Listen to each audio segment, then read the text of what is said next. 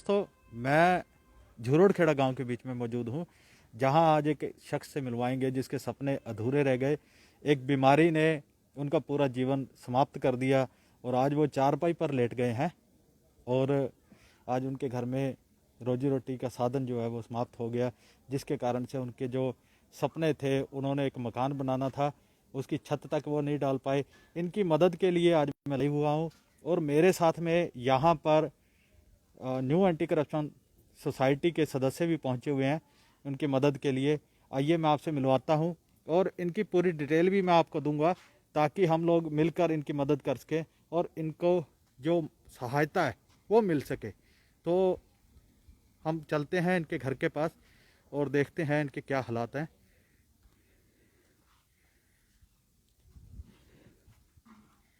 ये मकान जहां कोई दरवाज़ा वगैरह नहीं है,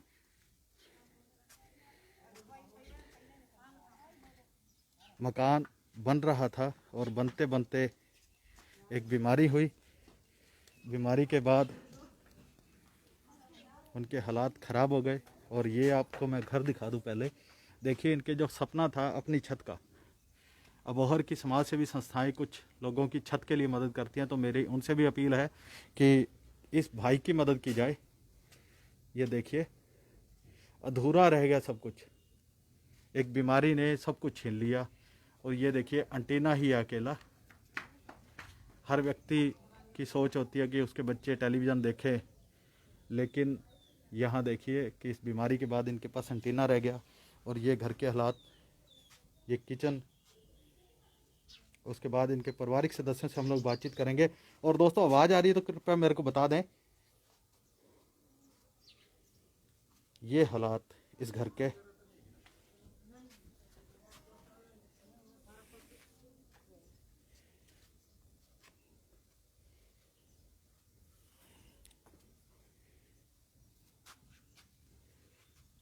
इनसे बातचीत करेंगे पहले।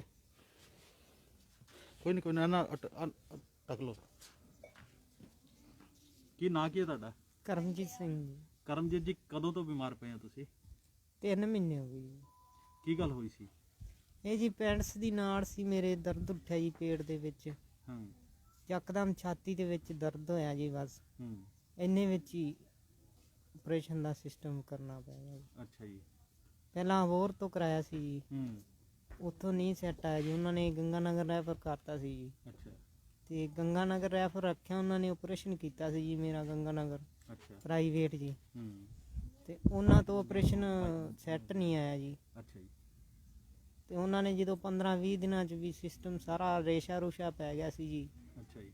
ਤੇ ਜ਼ਿਆਦਾ ਖਰਾਬ ਹੋ ਗਿਆ। ਉਹਨਾਂ ਨੇ ਫਿਰ ਜੈਪੁਰ ਰੈਫਰ ਕੀਤਾ ਜੀ ਸਾਨੂੰ। ਹੂੰ। ਜੈਪੁਰੋਂ ਫਿਰ ਆਪਰੇਸ਼ਨ ਕਰਾਇਆ ਜੀ। ਹੂੰ। ਕਈ ਦਿਨ ਉੱਥੇ ਰੱਖਿਆ ਜੀ, ਉਹਨਾਂ ਨੇ ਫਿਰ ਸੈੱਟ ਕੀਤਾ ਮਾੜਾ ਮੋਟਾ ਜੀ ਸਾਰਾ ਸਿਸਟਮ। ਇਹ ਹਾਲਾਤ ਇੰਨੀ ਮਾੜੀ ਹੋ ਗਈ ਹੈ ਤੁਹਾਡੀ, ਕੀ ਡਾਕਟਰਾਂ ਦੀ ਅਣਗਹਿਲੀ ਕਰਕੇ ਹੋਈ ਹੈ? ਅਣਗਹਿਲੀ ਕਰਕੇ ਲੱਗਦਾ ਜੀ ਸਾਨੂੰ ਤਾਂ। ਹੁਣ ਡਾਕਟਰ ਸਾਹਿਬ ਤਾਂ ਜ਼ਿੰਦਗੀ ਦੇਣ ਵਾਲੀ ਆ, ਵੇਖੋ ਹੁਣ ਜੀ ਮੈਂ ਇੰਨੀ ਗੱਲ ਨਹੀਂ ਕਹਿ ਸਕਦਾ ਜੀ ਡਾਕਟਰ ਦੀ ਜੀ, ਮੈਨੂੰ ਤਾਂ ਕੀਤਾ ਜੀ ਗਲਤੀ। ਬਾਕੀ ਉਹਨਾਂ ਨੇ ਜਿਹੜੇ ਹਿਸਾਬ ਨਾਲ ਖਰਾਬ ਕੀਤਾ ਸਿਸਟਮ ਜੀ, ਹੋ ਸਕਦਾ ਜੀ। ਉਹ ਤੋਂ ਬਾਅਦ ਤੋਂ ਹੁਣ ਚੱਲ ਫਿਰ ਸਕਦੇ ਹੋ? ਨਹੀਂ ਜੀ ਕੁਛ ਨਹੀਂ, ਚੱਲ ਫਿਰ ਬੈਠ ਵੀ ਨਹੀਂ ਸਕਦਾ ਜੀ। ਠੀਕ ਹੈ। ਬਸ ਇਸ ਤਰ੍ਹਾਂ ਹੀ ਹਾਂ ਜੀ, ਪੈ ਕੇ ਪਾਣੀ ਪੀਣਾ ਜੀ, ਬਸ ਮਾੜਾ ਮੋਟਾ ਜੀ, ਠੀਕ ਹੈ। ਮਾੜਾ ਮੋਟਾ ਖਾਣਾ। ਕੀ ਕੰਮ ਕੀ ਕਰਦੇ ਸੀਗੇ ਤੁਸੀਂ? ਮਜ਼ਦੂਰੀ ਕਰਦੇ ਸੀ ਜੀ, ਕਿੰਨੂਆਂ ਦੇ ਸੀਜ਼ਨ ਤੋੜ ਲਈਦੇ ਸੀ ਕਿੰਨੂ, ਜਾਂ ਲੋਡਿੰਗ ਦਾ ਲਿਫਟਿੰਗ ਦਾ ਕੰਮ ਕਰਦਾ ਸੀ ਜੀ, ਮਜ਼ਦੂਰੀ ਦਿਹਾੜੀ। ਉਹ ਕਮਰਾ ਪਾਉਣ ਲੱਗੇ ਸੀ, ਉਹਦੇ ਰੁਪਈਏ ਫਿਰ ਜੀ ਇੱਧਰ ਲੱਗ ਗਏ ਮੇਰੇ ਸਾਰੇ। ਠੀਕ ਹੈ। ਇਹ ਸੁਪਨਾ ਸੀਗਾ ਵੀ ਆਪਦੀ ਸਪਨਾ ਛੱਤ ਹੋਵੇ? ਸੀਗਾ ਜੀ ਆਪਦੀ ਛੱਤ ਹੋਵੇ ਜੀ, ਬੱਚੇ 2 ਗੁੱਡੀਆਂ ਜੀ ਮੇਰੀਆਂ। सारा कुछ खत्म हो गया? सारा कुछ खत्म हो गया जी। तो दोस्तों आप लोगों ने करमजीत को सुना और करमजीत की वाइफ भी हमारे साथ में है। तो ਕੀ ਨਾਂ ਕੀ ਹੈ ਤੁਹਾਡਾ? ਸਰਬਜੀਤ। ਇਹ ਤੁਹਾਨੂੰ ਲੱਗਦਾ ਵੀ ਇਹ ਕੇਸ ਖਰਾਬ ਹੋਇਆ ਡਾਕਟਰ ਦੀ ਅਣਗਹਿਲੀ ਕਰਕੇ? ਹਾਂਜੀ। बोलो बोलो खोल के, हाँ आपको जी, गलबात लगता। करनी है। चलो ये बोल नहीं पा रहे हैं जी, इनके भाभी जी हैं। एक क्यों बीमार हुई थी? तो एक है तो छोटी बीमारी होती है वैसे तो ये ऑपरेशन ਤੇ ਇੰਨਾ ਖਰਾਬ ਹੋਣ ਦਾ ਕਾਰਨ ਕੀ ਰਿਹਾ ਜੀ?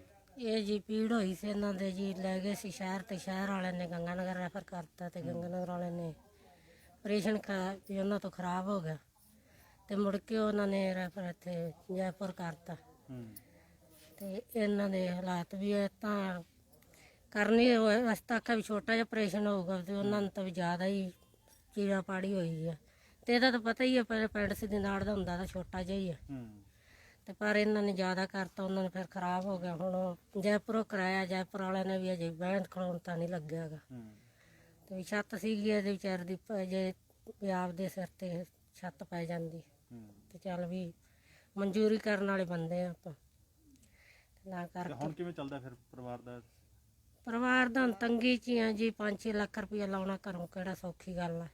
ਗਰੀਬ ਘਰ ਆਂਗੇ, ਦਿਹਾੜੀ ਵਾਲੇ ਬੰਦੇ ਨੂੰ ਤਾਂ ਰੁਪਇਆ ਲਾਉਣਾ ਵੀ ਔਖਾ ਹੋ ਜਾਂਦਾ ਤੇ ਇੰਨਾ ਪੈਸਾ ਕਿੱਥੋਂ ਲਾਗੇ ਵੀ ਹੁਣ ਅੱਜ ਵਿਚਾਰਾ ਪਿਆ ਗਾ, ਹੁਣ ਪੈਸਾ ਕੋਣੀ ਉਹ ਥੈਲੀ ਲੀਕ ਹੋਈ ਜਾਂਦੀ ਆ ਤੇ ਜੇ ਹੋਵੇ ਪੈਸਾ ਤੇ ਹੁਣ ਜਾ ਕੇ ਜਵਾਕ ਲੈ ਆਉਂਦੇ ਤਾਂ ਕਰਕੇ। ਕਿੰਨੀ ਟੈਲੀ ਆਉਂਦੀ ਹੈ? ਇਹ 200 ਦੀ ਆਉਂਦੀ ਹੈ ਜੀ। ठीक है, ठीक। अच्छा, डेली लगती है। तो दोस्तों आप लोगों ने सुना कि 200 रुपये की एक थैली डेली लगती है, मतलब महीने का 6,000 रुपये का खर्च सिर्फ थैली का, और उसके बाद परिवार को चलाने के लिए रोजी रोटी भी चाहिए, खाना सब्जी दूध वगैरह की ज़रूरत भी होती है। तो ये मैं आपको हालात दिखा रहा हूँ, और इनके टांके जो लगे हुए हैं वो मैं दिखा नहीं सकता क्योंकि फेसबुक इसको अलाउड नहीं करता, इतनी बुरी हालत में है ये। हमारे साथ में है कर्नल गाबा जी, इनसे बातचीत करेंगे कि आज इन्होंने जो देखा और क्या डिसीजन लिया परिवार की मदद करने के लिए। सर स्वागत है आपका। आज हम लोग झुरड़खेड़ा में पहुँचे हुए जी, तो सर किस तरह से ये देखा आपने कि इनकी इतनी बुरी हालत हो गई 3 मंथ के बीच में जी? धर्मेंद्र जी, मुझे रिंकू मिड्डा जी ने बताया कि झुरड़खेड़ा का केस है जिसको ज़रूरत है हमारी मदद की। मैंने इनको कहा चलो हम चलते हैं, चल के देखते हैं। सोचा नहीं था कि इतनी बुरी हालत में होंगे। तो मैंने अलग से इनसे बात की है। इनके कहने से के हिसाब से जब डॉक्टर ने ऑपरेशन किया तो उन्होंने गलत नस काटी, जिसकी वजह से इनका केस बिगड़ने के बाद उन्होंने बोला कि हम आपको रेफ़र कर रहे हैं। 8-9 दिन तक फिर भी उन्होंने रखा। जब इन्होंने कहा कि आपने हमारा ऑपरेशन गलत क्यों कर दिया, तो कहते हैं कि जो भी खर्च हुआ हम आपको वापस कर देते हैं, जितना भी आपका पैसा है तो आप जाके जयपुर से इलाज करवा लो। तो ये जयपुर चले गए इलाज करवाने के लिए, पर उस जहाँ से भी करवाया, कोई शुभम हॉस्पिटल बता रहे हैं गंगानगर का, उन्होंने इनके पैसे वापस नहीं किए। ये बहुत गरीब परिवार है, इनके घर में तो इलाज तो दूर की बात, 2 टाइम की रोटी भी पूरी नहीं होती है। मेरी ये सबसे अपील है, जितनी भी अबोहर की संस्थाएं हैं या जितने भी वहाँ के अबोहर के सरकारी अदारा है, वो ज़रूर इस केस को देखें आकर और इस परिवार की मदद करें। इसके साथ साथ हमारी ये भी बेनती है कि जो गंगानगर में जिस डॉक्टर ने किया है उसके अगेंस्ट में मिलजुल कर ज़रूर आवाज़ उठानी चाहिए जिसने केस ख़राब किया, ताकि इनको कंपनसेशन तो दें कम से कम। और इनके कहने के हिसाब से अगर फरीदकोट में इन्होंने बात की है तो 15 से 20 हज़ार रुपये वो मांग रहे हैं एडमिशन के लिए। तो वहाँ भी अगर हमारा सरकारी अदारा बात करे, फरीदकोट में सरकारी अस्पताल है, कुछ कंसेशन दे दें, कुछ हमारी ऑर्गेनाइजेशन फंड इकट्ठे करें और इनका इलाज करवाने में जितनी भी हम मदद कर सकें उतनी हमें करनी चाहिए। ठीक है जी, बहुत बहुत धन्यवाद जी। और हमारे साथ में न्यू एंटी करप्शन सोसाइटी के प्रधान रिंकू मिड्डा जी आज हैं, और जगदीश खट्टर जी भी हैं, नवमित्रा सेवा समिति के। रिंकू मिड्डा जी आज इस परिवार के लिए मदद लेकर आए हैं, और इनसे बातचीत करेंगे कि इनको कैसे जानकारी मिली और किस तरह से आज मदद का इन्होंने संकल्प लिया है। स्वागत है सर आपका जी। आप सबको नमस्कार मेरी तरफ से। मुझे जगदीश खट्टर जी ने बताया भी ऐसे एक केस है जो मतलब बहुत परेशानी में है, तो मैं कर्नल गाबा जी के साथ आज आया है यहाँ पे। तो यहाँ पे देखा इनकी बहुत कंडीशन ख़राब है, तो आप सबसे यही अपील है कि जितनी इनकी हेल्प हो सके आप सब करें। हमारे से जितना भी हो सकेगा हम कर रहे हैं और करेंगे। धन्यवाद जी। तो आज आप लेकर क्या कुछ आए हैं? आज हम इनके लिए 1 महीने का राशन ले और मेडिसिन लेके आए हैं। बाकी अभी मेडिसिन इनकी देखते हैं, अभी इनको और क्या चाहिए वो हम कल इनके पास भिजवा देंगे। ठीक है, आगे भी मदद करते रहेंगे? हाँ हाँ बिल्कुल बिल्कुल जी, हम अपने एंड से जितना हो सकेगा करेंगे, और आगे इनका इलाज करवाने में भी जितनी मदद होगी वो हम करेंगे। ठीक है जी, बहुत बहुत धन्यवाद। और दोस्तों जगदीश खट्टर जी के बारे में मैं बता दूं, ये वैसे तो बहुत गुमनाम रहते हैं, मीडिया में इनका ज़्यादा नाम नहीं है, लेकिन जब बेड सोर हो जाते हैं, जब जो लोग खड़े नहीं हो पाते, जिनके जख्म हो जाते हैं, उनकी सेवा ये बहुत प्रमुखता से निभा रहे हैं, और शहर में ऐसी सेवा कोई संस्था नहीं कर रही है। नवमित्रा सेवा समिति के प्रमुख हैं ये, और आज संस्थाओं के साथ में मिलकर यहाँ पहुँचे हैं इनकी मदद के लिए। खुद ये चौकीदार हैं, लेकिन इनका समाज सेवा का जो जज्बा है वो हम लोगों को एक प्रेरणा देता है कि पैसा हो ना हो लेकिन समाज सेवा की जा सकती है, समय दिया जा सकता है और समय देने से ही आप दूसरों की मदद कर सकते हैं। इनके साथ बातचीत करेंगे। जगदीश जी, आपको कैसे पता लगा? मेरे को सर अपने यहाँ पर एक आरएमपी डॉक्टर है अमनदीप सिंह जी, उन्होंने मेरे को बताया कि भाई कि एक परिवार है जो बहुत ही बुरी स्थिति में है इस समय। उनके पास खाने के लिए भी पैसे नहीं है, दवाई के इलाज के लिए पैसे नहीं है। फिर उसके बाद मैं उनको आश्वासन दिया, मैं कि भाई मैं बात करता हूँ। फिर मैं रिंकू मिड्डा जी से संपर्क किया, तो रिंकू मिड्डा जी ने बताया कि भाई जितनी हेल्प होगी हम सारी करेंगे। और आज रिंकू मिड्डा जी और कर्नल गाबा जी राशन 1 महीने का लेकर आए और मेडिसिन लेके आए, और जितनी भी इस भाई की मदद होगी वो न्यू एंटी करप्शन और क्या नाम है अपने कर्नल गाबा जी के सहयोग से किया जाएगा बराबर। ठीक है, बहुत बहुत धन्यवाद। और दोस्तों मैं बता दूं, इस परिवार का अगर कोई पेटीएम नंबर या गूगल पे नंबर या कोई अकाउंट नंबर होगा तो मैं लाइव के बाद ऊपर स्क्रीन पर डिस्प्ले दे दूंगा, ताकि आप लोग अगर इस परिवार की सीधी मदद करना चाहें तो इस परिवार की मदद कर सकते हैं। और इनका एक सपना था अपने घर का, अपनी छत का, वो पूरा हो सके।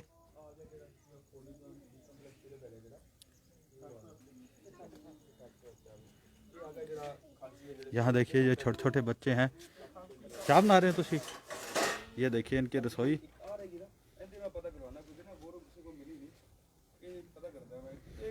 छत नहीं है इस रसोई की। इसी तरह इनका ये मेन कमरा था जिसकी छत नहीं है। तो आप सभी से निवेदन कि इनकी अधिक से अधिक मदद करें ताकि इन भाई को छत भी मिल सके, 2 बच्चियां छोटी छोटी, उनको भी परवरिश अच्छी मिल सके और इस भाई की भी मदद हो सके ताकि ये अपने पैरों पर चल फिर सके।